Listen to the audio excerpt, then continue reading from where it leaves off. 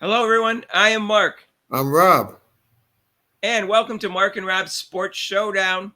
Today, finally, we're going to talk about basketball instead of drama.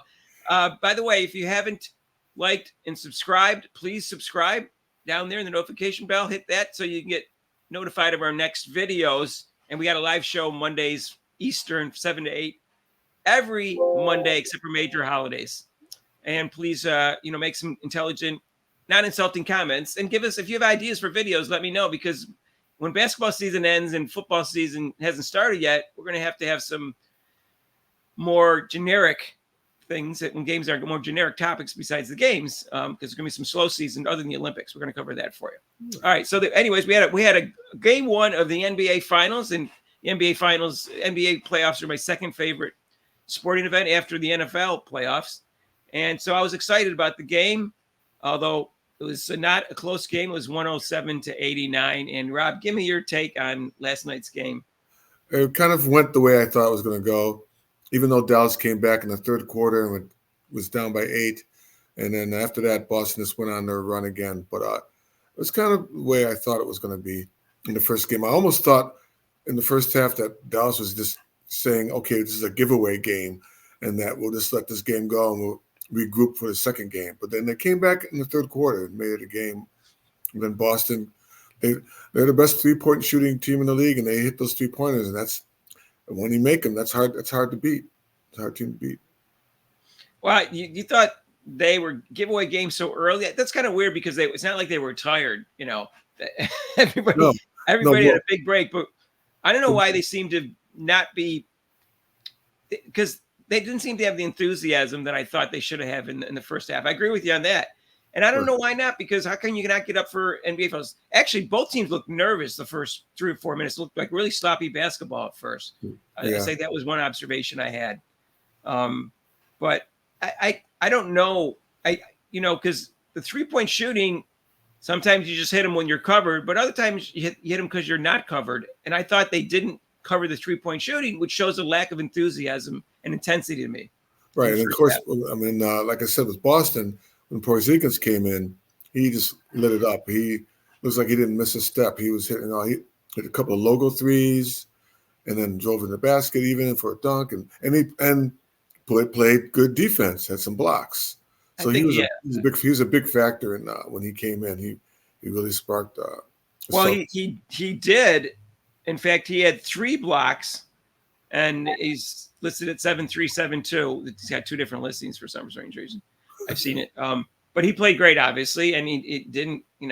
He was practicing the whole time. He just wasn't playing, so it's not like he was sitting in a corner not doing anything. But he had adrenaline going, and I think that's why one of the reasons he's able to play well too, is he was rusty in terms of gameplay.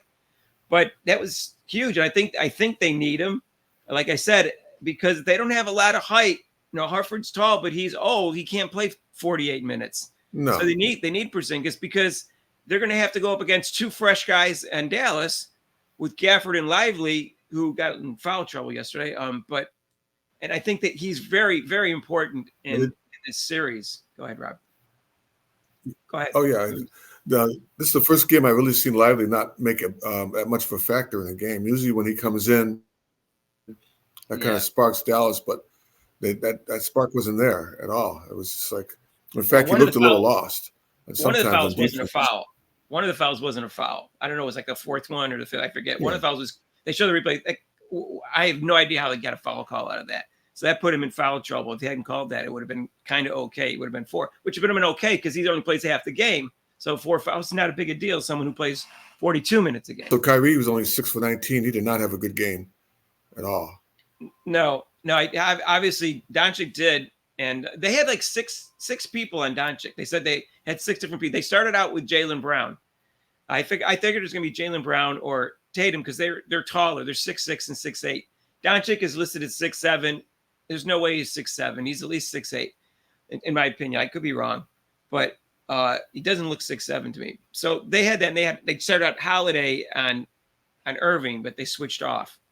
They didn't put Hartford like you suggested. You know, they Like, did put Hartford. Yeah, Hartford did guard him. Yes, Hartford was yeah, guarding him. once or twice out in the perimeter. That was it. But he was out. They switched a lot of people on him. But Hartford was out there, and he didn't drive by him. And like you said, so but I mean, Dockett had his normal game, but not really a good game. I mean, like I said, if he's making the assists, it would have been a better game. But there was only 9 assists for the total game. That's kind of sad.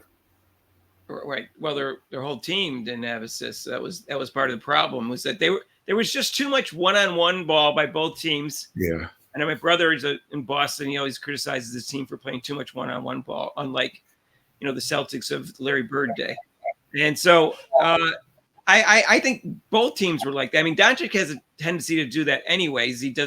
When he goes into that James Harden mode where he dribbles too much and just hogs the ball and doesn't pass off, I think the offense is sluggish.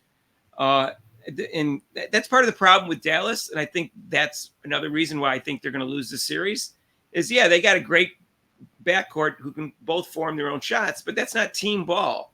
That's not getting other people involved. No. If you dribble and just do, you can create your own shots and all that, but you need to make sure you hit PJ Washington in the corner more often and things of that nature, and the alley-oops they give to Gafford and Lively and whatever. And more than assists, more than 9 assists that they had. And that's because they're not playing team ball. That's what I thought. Go ahead, Rob. Sorry. Well, that's also a tribute to Boston's defense. They had enough time. I thought that, like most people, maybe they might come out rusty because they had such a layoff, but they came out, like I said, they came out on fire and they took the lead right away and took it to them in the beginning.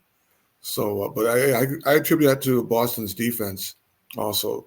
But yeah, the one-on-one, it's very annoying, and I've played games or pickup games where the person's out there dribbling and you're sitting there cutting through and they're looking at you and they shoot the ball. You're like, I used to say, I didn't come out here to see you play.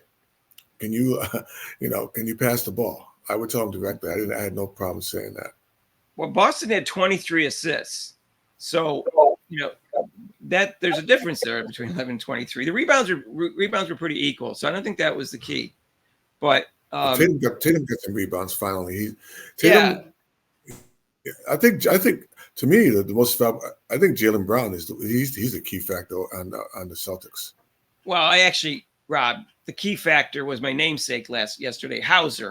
I'm sorry, I left him out. Oh my gosh, yes, I'm sorry. He had 8 points. Wait a minute.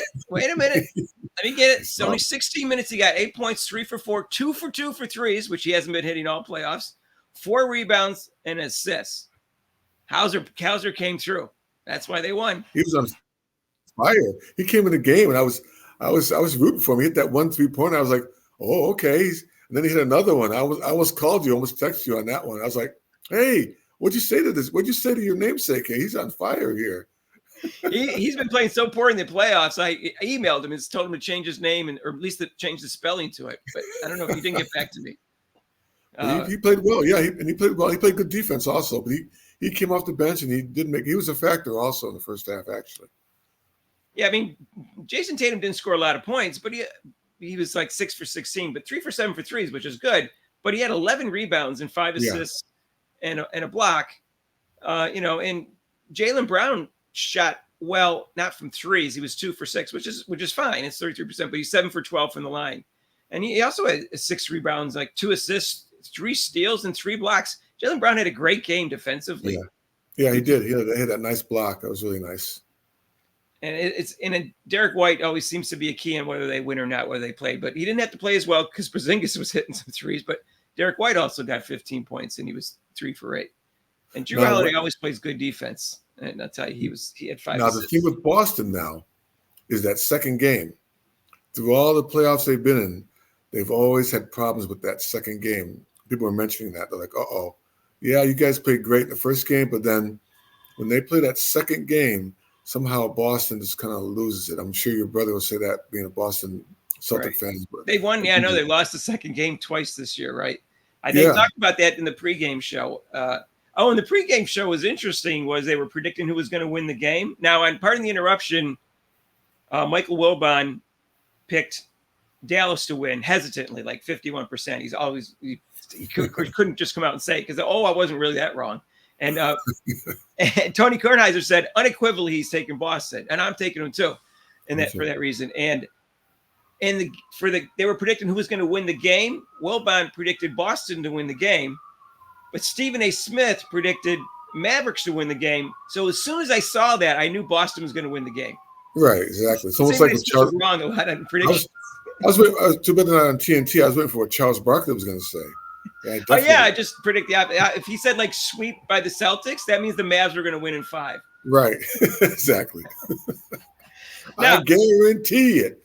And you know what? We talked about this, about the announcing. You know, I wasn't thrilled that Doris Burke got the finals because I wanted an ex-NBA player or coach like Van Gundy or something like that in there with JJ Redick. But I was kidding about you that her favorite words are elite and special. She loves those words. Mm-hmm. So last night, my friend comes over and watching the game, and I said, I said, what's the over under and whether or not she says elite? So in the first quarter, she doesn't say elite at all, but JJ Redick uses the word twice. I said, oh no, Doris Burke is rubbing off on JJ Redick. Oh no, she's corrupted him. Oh no. And then right after that, she uses the word special twice. I go, okay, that makes sense. So you should do a tally. Seriously, in the next game, you should do a tally. I might do it. Just do a tally of how many times she says that. I didn't hear her say elite at all, I don't think, but I kind of stopped paying attention after that because it was JJ Redick was using the word. So, but she did use special right after that twice. So, anyways, I just found that interesting. That's to me. But I like I said, I want an ex-NBA player. I don't want Doris Burke. I have nothing against the lady. She's a fine analyst, but not for NBA. Sorry, not for the finals at least. Okay, let's get someone better. Yeah, and JJ Redick, you know, is new at it, so he's not going to be great at it right away. He seems like a smart guy. He comes across as kind of arrogant, but he seems like a smart guy. And speaking of that, since unless you want to say something more about the game, JJ Redick, they were considering him for the Lakers head coach job, and then out of the blue, which I don't think is really shocking, though, is that and the headline is that they're targeting. I don't know, as opposed to pursuing. I don't know why they use the word targeting. I know it's such a weird word. We're targeting. I'm like, what does that mean? Weird word to use for when you're pursuing a coach. Why not saying they're pursuing? Okay. Right. Anyways, Dan Hurley, who most people know, he's the coach of Connecticut, and he's the best coach in college basketball right now. Apparently, I would think you can make that really good argument. And they've won 2 national championships in a row, and they haven't even had a game within 10 points out of the 12 games they played the last 2 years. And so he's an East Coast person. His wife's supposedly an East Coast person who likes the East Coast. But, you know, he had an interview previous to this, and he said if he would leave is because of kind of burnout or he doesn't like what's going on with men's basketball in college right now with the transfer portal because he has less control over everything. But he didn't say he was going to go in the NBA. What do you think about this? Rob? They said, you know, he's been wanting to be an NBA coach for the longest time. Well, that's of course that's a goal for a coach to be an NBA coach. But when I'll put in other words, they're courting him to try to be the coach for they want him. They brought him out. He's out there now. They brought him out there to try to. But I mean, it's a lot of money to get thrown at. I think what's interesting is that in college right now, you know, they have the transfer portal, and they're only in there like 1 year a lot of times. Now his guys stay longer, but it's hard. You know, it's hard. You can have more control of the players than you can in college, than you can in the pros. The pros kind of want to influence the coach more, and they have more say in it. So he's got to adjust to that aspect of coaching. Right, exactly. The way he coaches is not where the player has the say in it. It's like he's the boss. You can tell. So like you were saying, I don't know if these pro players are going to deal with that. He's got total control of that team and the organization. But but their point was, I'm sorry, their point was that he's a good development. So the Lakers are going to be a young team, so he could bring the college players in there. And, you know, since they're younger, they will listen to him, not like older veterans, but, you know, bring in the younger players and he can develop them into better players. That's their concept. I will say that given the fact that a lot of players leave after a year in the transfer portal and the recruiting that you have to do in college, I would prefer to coach in the pros. even though the season's longer, and the players have more say and control. I'd still want to coach in the pros, and I think it's a little bit more prestigious in general. And I think he'll be a great coach in the pros if he decides to leave. And even though LeBron is like, has a history of supposedly getting coaches fired and choosing the coach and stuff like that. If Dan Hurley's a great coach and he comes in there and shows he knows what he's talking about, I think LeBron will listen. But I mean, I don't know if I want to be an NBA coach now because, as you see, this past year, coaches have been fired. Coaches who've been there for 2 or 3 years fired. So I don't know. It seems like. Well, Rob, you told me you didn't want to be a coach at all anymore because coaches have less say than they used to. Oh yeah, I would. That's why I said I'd probably be the defensive coach. I wouldn't want to be the head coach. I'll just be a defensive coach. They seem to last longer. You get in there and teach them how to do physical play. Play defense. I'll play defense. Move your feet. Teach them how to spell defense. No, yeah. I was just gonna say, teach them how to play defense. They're all doing push-ups. They look at me like I'm crazy. Okay, it's WORK, right? I remember how to spell it now because I got it wrong when I looked up the dictionary. I was going to test you. I was going to have you drop and give me 10. All right, I can still do 10. Just don't ask me to do 20. I don't do. I can do that in my wrestling days, but I don't think I can do 20 anymore. I know now it's like Anyways, so I think that's interesting. I have a feeling he's going to take it. I just have that feeling. So, and I think he'll be very successful. And it will be interesting what he has to do if, like, the Lakers draft LeBron's son in the second round, say, for instance, or whatever. And what he has to do if he has to make sure he doesn't show any favoritism towards him in terms of any playing time or making the team even. So I think that'll be interesting. Well, that's what I was saying. I mean, you almost see how the steps they're taking. So, okay, we get a college coach. He can help develop a young player. We'll draft LeBron's son. He can help develop LeBron's son, so eventually he can play with LeBron. So I can kind of see what they're doing, step-by-step procedure there. Well, LeBron wants to win another championship because Kobe has 5 and Magic has 5, and he wants to get up there. Right? And obviously, Jabbar and Jordan have 6, and we all know Russell has 11, but he's never going to get there. So I think he does want to get another championship to put him at the next level, like what Tim Duncan has 5 too. So he wants to get the next level in the conversation of greatest players of all time. That always comes up, whether it's too important in how people rate the greatest players of all time is a subject for another video, which we'll do in the slow season. Right. But I think he will listen to Hurley because Hurley's a great coach, a smart guy, and I think he wants to win. And guess what? You have to listen to the coach if you want to win. Yeah. But getting back to the game, what I really liked, the best thing about the game, I thought, was the tribute to Bill Walton. Oh, that was so great that they had his family and his sons at the game, and they even wore the tie-dye. I mean, that's freaking. That was so cool. The tie-dye warm-ups. Yeah, that was just, to me, it really, like, even now it gives me chills. I'm like, that's so cool. And then they give him a tribute. I thought that was actually the best part of the game right there. I thought it was great. I mean, we went on one of those. We had a whole video. We talked about Bill Walton, and I think it's a shame with the injuries and stuff because he's an underrated player, as it turns out. We're both fans of him in college and in pros. So I was happy to see that too. And he was a good announcer. Sometimes he was over the top, but he was a very good announcer, and people say he was a nice guy. So yeah. Anyway, so I never met him. So I don't know, but that was good. Yeah, that was great. But so what do you think about Game 2, Rob? Who do you think's going to win Game 2? Well, sure. Wait, you can wait till Stephen A. Smith and Barkley predict it, and then you can go the opposite if you want. Right. Well, I'll do it now, but I'll do like what was it? Wilbach? What's his name? Wilbon. Well, I'll do it like Wilbon, and I'll predict Dallas slightly. Oh, Dallas slightly. Because of the way Boston's. Oh, he hedged so much because after he's wrong, he's going to say, oh well, I kind of pretty much thought it was a toss up. I go, too bad. Just be like Kornheiser. Just say, listen, this is the team that's going to win. We all know either team could win, so you don't have to hedge so much. I thought he was very wimpy about that. Yeah, other people, I thought he was very wimpy on that. So my prediction, and I'm going to go with Dallas because Boston has that Game 2 thing, and like the reason why I'm going with Dallas was because of the way they came back in the third quarter. So I was like, oh, okay.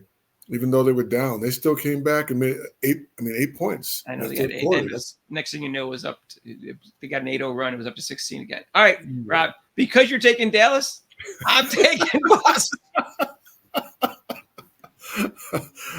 Okay.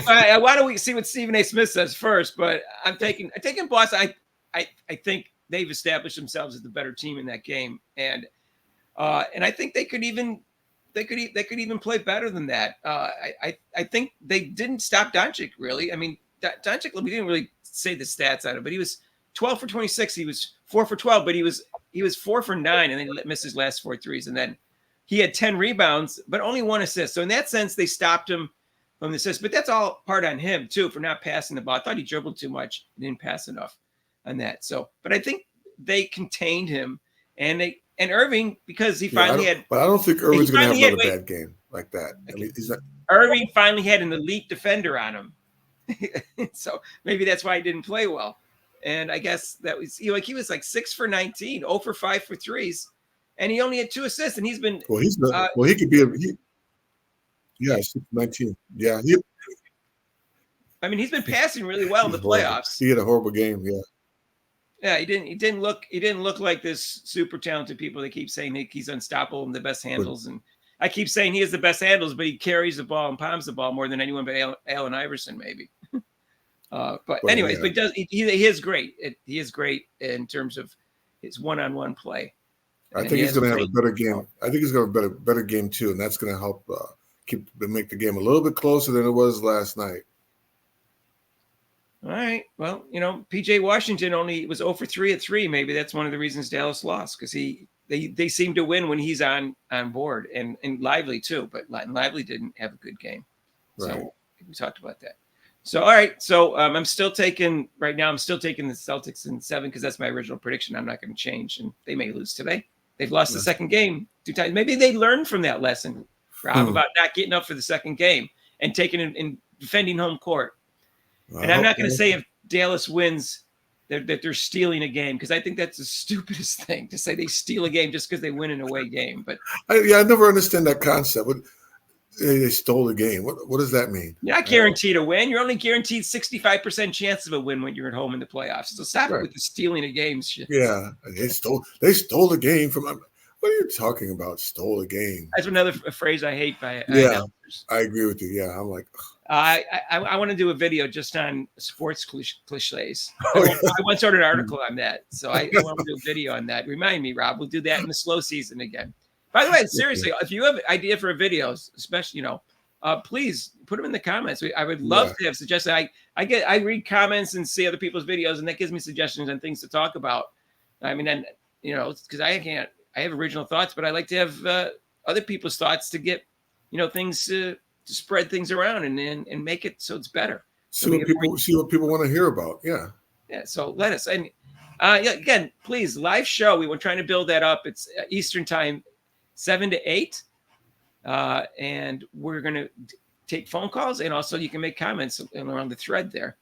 And please make some intelligent, non-insulting comments, which our people have been doing, because I think we have good demographics. That's what I think we have. That's why we're getting good comments. Right. We must have really smart listeners. Anyways, that's great. So please make some like and subscribe and hit the notification bell, and share it with your family and friends and even strangers. What the hell? just like to pull the referees off the street. Yeah. And we'll have a video for you tomorrow about Caitlin Clark's game against Washington. I think, and I'll make this prediction, I think she's going to explode in that game with the 5-day rest against a weaker team. If she doesn't, that's going to look bad because she's well rested. She doesn't have any excuses, what people call excuses. But I think they're going to win, and they're going to win big. Yeah, I think so too, because they just played. The Mystics just played a tough game last night against Chicago, and they lost. So with the rest that Caitlin's had, and the Fever team has had, I think they're going to show up. And we're going to have a video out today also on prison ball in the WNBA. And we're trying not to talk about race because we're tired of it, but we'll talk about the prison ball and the physicality of the WNBA. And that's so look for that video, please. Because AJ Wilson got fouled 3 times in the mouth yesterday, and only 2 fouls were called. We're going to talk about that. All right, because not just against Caitlin Clark, we know that it's the whole league is too physical. At least I think. Anyways, so we'll see you later. Take care. All right, peace out.